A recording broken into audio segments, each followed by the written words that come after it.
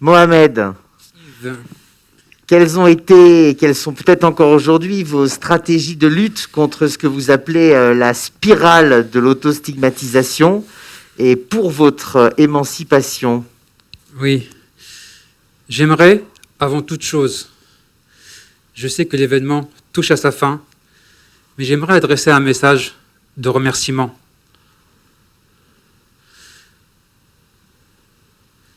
Merci à tous les organisateurs pour cet événement. Merci à ceux qui m'ont permis d'être là. Merci à toi, Yves, que je connais, et à Bruno.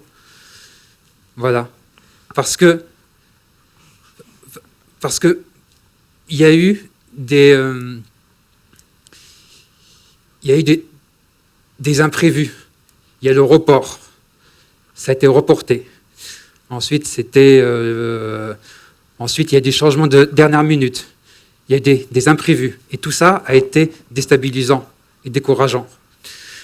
Mais en même temps, je me suis dit que ça a mobilisé des ressources sans lesquelles cet événement n'aurait pas eu lieu. Et c'est ça que j'aimerais saluer. Et je voudrais adresser un grand merci et un grand bravo pour les organisateurs de l'événement.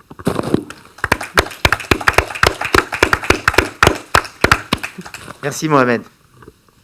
De rien. Mais c'est vrai que jeune, je me sentais un peu différent. J'étais un peu ce qu'on appelait aujourd'hui un drôle de zèbre. Et cette autostigmatisation, elle vient pas comme ça.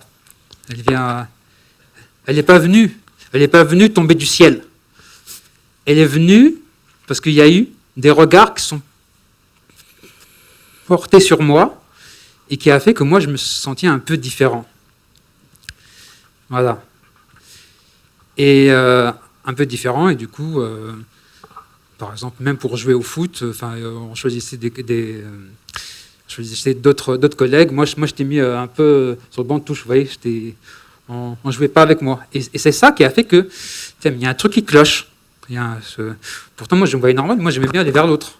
Mais on me faisait sentir que j'étais un peu différent. Et c'est comme s'il y avait une frontière invisible entre moi et les autres. Voilà, et cette frontière invisible, c'est marrant, il y a une frontière invisible, mais elle est invisible. Mais c'est comme si elle était concrète. Mais pourtant, elle est invisible. Vous voyez, c'est assez déroutant. Mais bon. Quand j'étais à l'école, petit, j'aimais regarder à travers la fenêtre. Et comme je suis un peu rêveur, j'aime bien m'évader. Et la maîtresse qui est là, elle me faisait « Ouh, il y a quelqu'un !» Je me retourne, je fais « Ouais ?» effrayé, pour dire venez avec nous. Mais moi j'aimais bien ce moment d'évasion, où des fois quand j'avais des difficultés d'élocution, c'est articule, on comprend rien. Ça foutait un peu la honte quoi, devant les élèves, tout ça. Voilà. Et ça très petit, ces messages-là, ils m'ont un peu constitué une sphère d'autostigmatisation. Et j'aimerais dire, en prenant la parabole de la pizza, que je trouvais intéressante, qu'on ne se nourrit pas que de messages, mais aussi de messages. Donc, c'est-à-dire les paroles qu'on entend, les choses qu'on dit sur nous, ça nous constitue. Et ça contribue à créer une forme d'autostigmatisation. Voilà. Ça peut aller jusqu'à l'autopunition et l'auto-exclusion. Vous voyez ? Alors, comment j'ai fait pour un peu me sortir de là ? C'est que il y a eu des personnes qui ont dit « Ouais, mais toi, t'as plein d'imagination, c'est bien, tu peux tu peux écrire des choses, ta pensée, elle part dans tous les sens, c'est bien, mais je trouve ça bien, c'est riche, t'es quelqu'un de riche. J'entendais des messages aussi disant que t'es pas limite une personne bonne pour la casse, mais t'es aussi quelqu'un de riche, tout ça. Et je commençais à entendre ça, parce que je refusais de l'entendre. Qu'une personne riche, ça je refusais d'entendre. J'étais toujours dans non, je suis nul, de toute façon, c'est comme ça. Et dès que j'ai intégré ce côté-là, d'être une personne riche et t'as un peu le profil artiste, tout ça, enfin, voilà. Là, ça a changé le programme, tu vois. ça a cassé les fausses représentations et ça a mis d'autres représentations. Bah, tu vois ce que je veux dire. Et oui, et à partir de là, je me suis dit que je pourrais créer et que la création, c'est quelque chose quelque chose qu'on construit. Et lorsqu'on construit quelque chose, ça contribue à se reconstruire. Il y a comme un cercle vertueux. La reconstruction de soi passe par une phase de construction. Et il y a un dialogue avec l'intérieur et l'extérieur. Quand on crée une belle œuvre, on se dit « waouh, c'est beau ». Et ça aussi, ça permet de se dire on a fait quelque chose. On a fait quelque chose de bien. Et ça contribue aussi à la renarcisation, à l'estime de soi. Voilà. Et je me suis intéressé aussi, bon atypique que je suis, je me suis intéressé aux médecines non conventionnelles. Parce que je ne suis pas du tout quelqu'un de conventionnel, donc forcément, je me suis tourné vers les médecines non conventionnelles, vers les pratiques un peu tai chi, énergétiques, tout ça, ça me parle. Parce que je suis assez sensible aux ondes, sensible à l'harmonie. Et ça aussi, j'ai trouvé que leur discours, leur philosophie, ça me parlait. Voilà.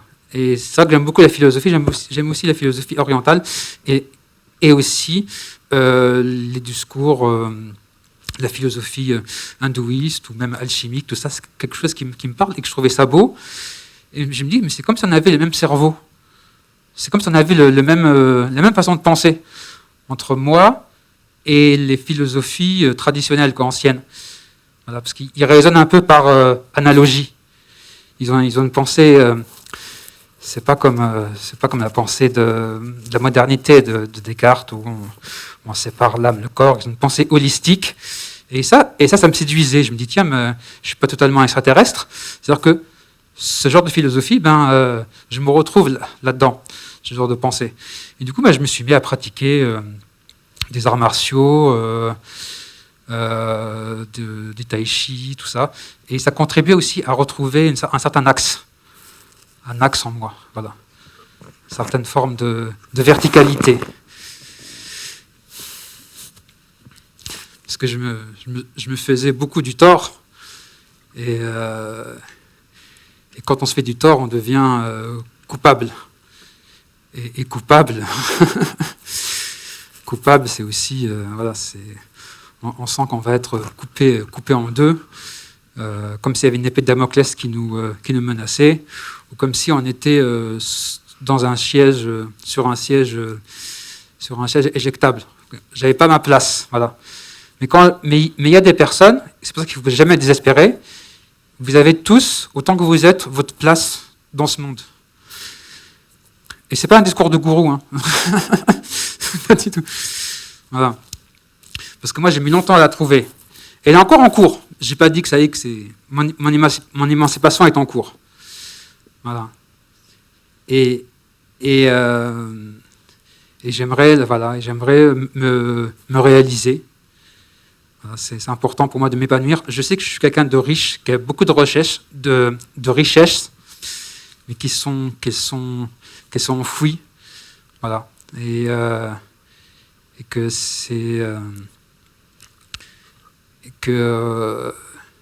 il faut parler à cet enfant intérieur, et c'est important.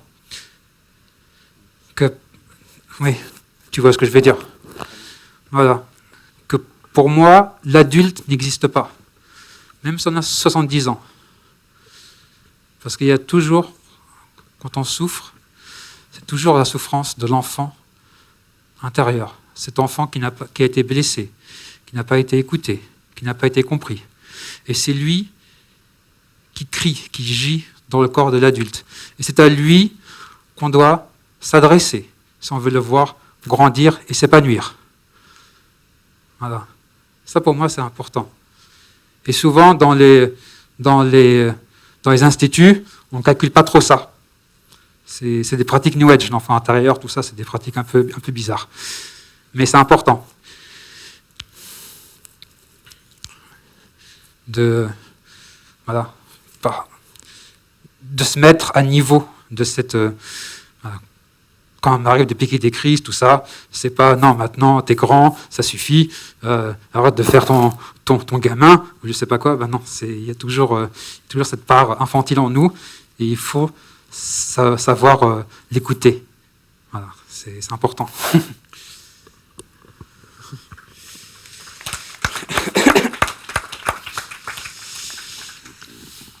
Vous parlez aussi de renarcissisation, de transgénérationnalité. Est-ce que vous voulez développer?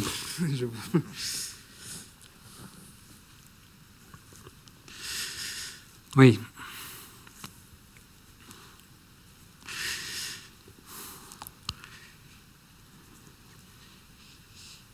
Ouais. J'ai appris il n'y a pas longtemps que j'ai été adopté. Ça, c'était un lourd secret. Mais moi, à l'époque, je l'ai appris en 2007. Voilà. Et je me suis dit, merde, pourquoi avoir attendu tout ce temps? Pourquoi avoir fait traîner les choses? Pourquoi cette loi de l'omerta, du secret? Ça, c'est pas des choses qui aident à grandir, à se construire. Et j'aime beaucoup une phrase de Françoise Dolto qui disait « L'enfant a l'intuition de son histoire. Si cette vérité lui est dite, cette vérité le construit. » Moi, ça n'a pas été du tout le cas. Je l'ai appris autrement. Mais quand je l'ai appris, ça m'a fait du bien. Même si c'est tard, ça m'a fait du bien, parce que j'aime bien connaître. Quelqu'un d'assez curieux. Et pour moi, la connaissance, c'est important. Je pense que la connaissance, c'est le premier pas vers une forme de rétablissement. Et que l'ignorance, c'est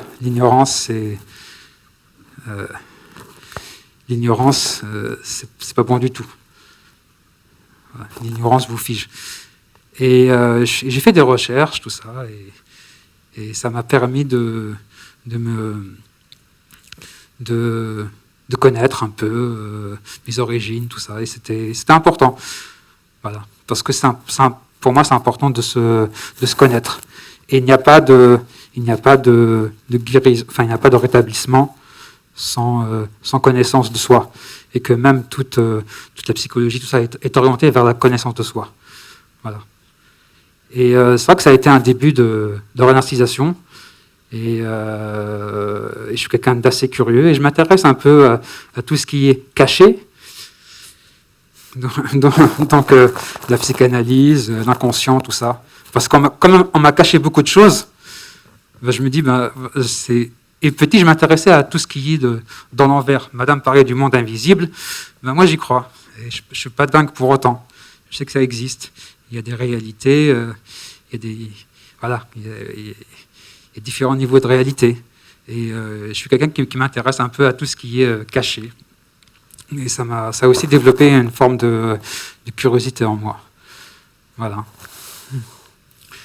Merci beaucoup, Mohamed.